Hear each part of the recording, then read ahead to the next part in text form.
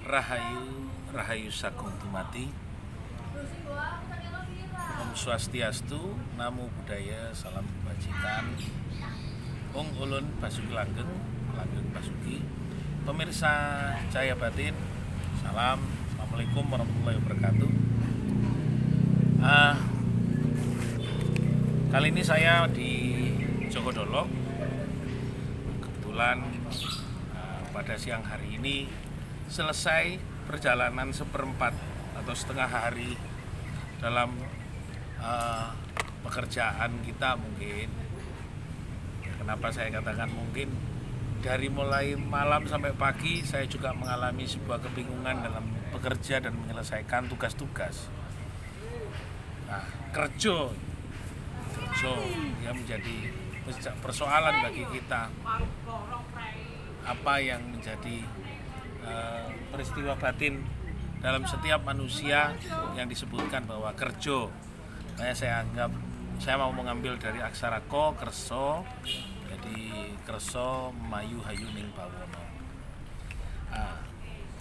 Kenapa saya mengambil sebuah peristiwa kalimat yang ingin saya sampaikan bahwa kerja itu adalah sebuah tanggung jawab kita terhadap diri kita masing-masing, dan apa yang kita dapatkan mungkin menjadi sebuah peristiwa yang menarik. Contoh, dalam hampir 2-3 bulan tidak ada pekerjaan yang jelas bagi saya, ya saya menerima apa adanya. Dan mungkin buat persoalan opo gawe urip, nah mungkin menjual sebagian apa yang kita miliki juga yang penting bisa bertahan hidup. Menjual apa yang kita punya, mungkin barang-barang berharga seperti lukisan, keris, atau mengambil sebagian dari tabungan untuk menutupi semua kebutuhan adalah sebuah tanggung jawab kita untuk kelangsungan hidup. Bagaimana kedudukan dalam hidup kita sendiri, ya perintah di dalam hidup kita sendiri, ya untuk bertahan dan mempertahankan hidup adalah sebuah bagian dari bagaimana kita menghargai Sang Pencipta yang telah menciptakan hidup kita di muka bumi ini dengan sempurna.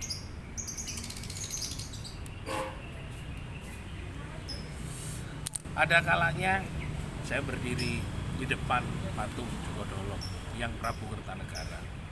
Ada satu punden kanan kiri menjaga yang sebelah kanan, dan sebelahnya menjaga yang sebelah kiri. Hidup ini adalah sebuah ruang yang sebenarnya harus diisi oleh semua isi dari ruang kehidupan yang banyak pertanyaan. Apakah hari ini kita bisa memberikan lebih kepada diri kita dan keluarga, atau kita hanya sebatas cukup untuk bekal hidup, makan dan minum?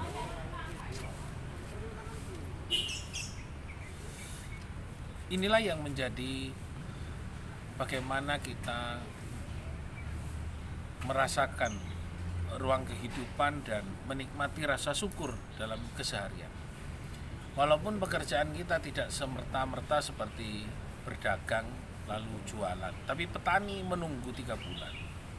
Pedagang pun walaupun menjual belum tentu barang dagangannya bisa habis semuanya, tapi bisa juga busuk, dan tumpukan dari barang-barang yang busuk adalah resiko yang harus ditanggung oleh para pedagang. Sama halnya dengan pekerjaan saya, menjual suara, bernyanyi, menjadi presenter. Alhamdulillah, syukurlah kepada Gusti Kang Suci yang welas asih. Ada kabar bahwa saya harus besok ada kontrak lagi untuk siaran menjadi presenter selama 11 tahun, dan baru 3 bulan ini saya dapat panggilan untuk menyiarkan lagi program saya di televisi Surabaya JTV. Inilah dalam bentuk syukur saya, menurut saya inilah kelebihan dalam sebuah kesabaran, bahwa di dalam kesabaran kita ada sesuatu yang memiliki nilai penghambaan lebih terhadap hasil dari upaya setiap manusia. Tidak selalu harus sempurna. Mungkin saja ada kegelisahan, yen aku ora oleh apa-apa saben dinane las piye. Tapi kita sudah punya rezeki tiap hari, bisa bernafas, bisa berpikir, bisa berjalan, bisa ngantuk, bisa makan walaupun tidak sekenyang apa dan selebih. Makanya ketika kita sedang mengalami sebuah kekurangan seperti hari ini, maka jangan pernah membuang kelebihan dari makanan yang kita dapatkan, dan mungkin jangan membuang kelebihan minuman yang kita dapatkan. Mari kita bersama-sama menyampaikan pesan dari ajaran Jawa, aksara Jawa.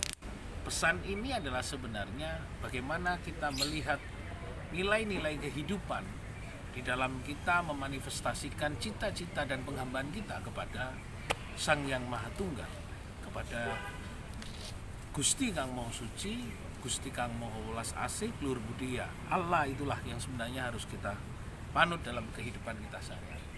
Saya 11 tahun menjadi presenter TV di JTV. Hari ini baru 3 bulan kita akan siaran lagi. Syukur saya muncul dalam setiap penghambaan bahwa ini adalah hak keluarga, hak adalah hak dari orang yang saya tinggalkan tiap hari untuk berkelana mencari sesuatu, kesabaran, nilai-nilai ketaatan, budi pekerti, mengajarkan kebaikan tanpa marah, tanpa sedih. Walaupun ada sedikit letupan, ya kita terima apa adanya. Jangan sampai mengorbankan diri kita. Bayangkan kalau diri kita dikorbankan, bagaimana kalau kita sudah menjadi batu di dalam sebuah ruang kubur, atau menjadi abu di dalam ruang pembakaran, atau menjadi tulang belulang tanpa arti apa-apa. Maka bersyukurlah bahwa setiap apa yang kita dapatkan adalah hanya syukur kepada Allah. Syukur kita kepada Sang Maha Pengasih dan Maha Penyayang. Walaupun kilas balik orang akan mengatakan aksara Jawa kono coroko, kono cara urip lan kersa ning Gusti di dalam kita sebagai utusan Allah di muka bumi ini, terimalah. Walaupun kehendak, keinginan kita lain, namanya juga keinginan, tapi kenyataan belum tentu sama dengan keinginan.